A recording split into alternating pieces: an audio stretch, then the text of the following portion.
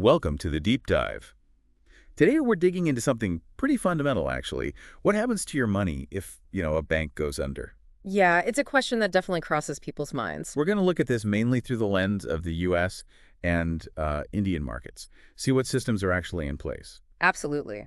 Bank failures, thankfully, aren't an everyday thing, but knowing the safety nets, well, that's key for peace of mind. Right. So our goal here is really just to pull out the essential info, make it clear. Exactly. Focusing on those core protections in the US and India. Okay, so let's jump in. The U.S. first. When a bank there fails, the first thing people think of is the FDIC, right? That's right, the FDIC, the Federal Deposit Insurance Corporation. It's the main government agency that insures deposits. Insures deposits. So practically speaking, what does that mean for someone listening if their bank is, covered? It means if that bank were to fail, the FDIC guarantees your deposits, but up to a certain limit. Okay, and that limit is, Currently, it's $250,000. That's per depositor, per insured bank.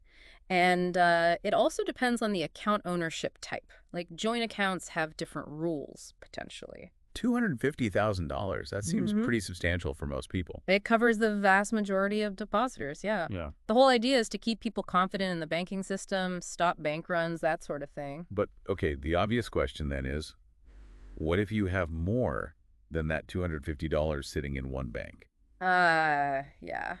That's where things get, well, a bit more complicated. Anything over that limit is considered uninsured. Uninsured, so just gone. Not necessarily gone, but not guaranteed either. Yeah. Those depositors, the ones with uninsured funds, they basically become creditors of the bank that failed. Creditors, like anyone else the bank owed money to. Exactly. They might get some of their money back, as the FDIC sells off the bank's assets, but there's no guarantee you'll get the full amount back. And I imagine that could take a while. It can. It's definitely not immediate like the insured deposits. It can be a lengthy process.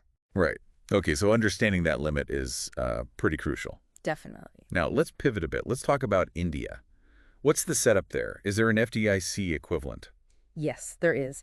In India, it's the Deposit Insurance and Credit Guarantee Corporation, the DICGC. DICGC. Yeah. And it's actually a subsidiary of the Reserve Bank of India, which is their central bank. Got it. So similar role, different structure. How does the DICGC protect depositors? Very similar concept. It insures deposits in, well, pretty much all banks operating in India, public sector, private sector. In the coverage limit? The current limit there is 5 lakh. That's 500,000 rupees. 5 lakh rupees per depositor per bank. That's right. To a depositor per bank. And that includes both the principal and any interest you earned up to that 5 lakh limit. Okay, 5 lakh rupees. Doing a quick mental conversion, that's what, around 6,000 US dollars or so, give or take? Roughly, yeah. It depends on the exchange rate, of course. That's a significant difference compared to the US $250,000. It is quite different, yes. The limits really reflect, the specific economic conditions, average deposit sizes, and maybe policy choices within each country. Different contexts, different numbers. Makes sense. Yeah, you can't just compare them directly without considering the whole picture. So, stepping back a bit, what kind of things actually cause a bank to fail in the first place? Are the triggers similar in the US and India? There's definitely overlap. A big one is poor lending practices, making too many risky loans that don't get paid back. Bad loans, yeah. Economic downturns are another major factor. If the economy struggles, more people and businesses default on loans, which hurts the banks. Right, external pressures. And then sometimes it's internal stuff, like just poor management, or in, thankfully, rare cases, outright fraud. So it can be a mix of bad decisions and bad luck, essentially. Pretty much. It's often a combination of factors. Okay, so bringing this all together, for you, the listener, what's the single most important thing to grasp about protecting your money, given these systems in the US and India? I'd say the key is awareness.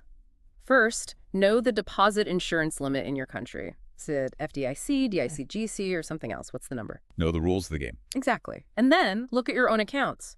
Are you under that limit at each bank? If you're over the limit, you might want to think about, well, spreading your money across different insured banks. Diversification, basically. Precisely. Or even considering other types of investments, depending on your overall financial picture. But for bank deposits, staying within those insured limits is the simplest way to mitigate that specific risk. So, quick recap. U.S., you got the FDIC, $250,000 per depositor per bank, per category. India, it's the DICGC, 5 lakh per depositor per bank. That's the core of it. Different limits, but the same basic goal. Protect depositors, maintain stability. Right. And thinking about all this, the insurance, why banks might fail, it does make you wonder, doesn't it? It raises further questions for you, perhaps, about, well, how stable are these systems overall? And how does that influence how you manage your own finances? Definitely something to mull over.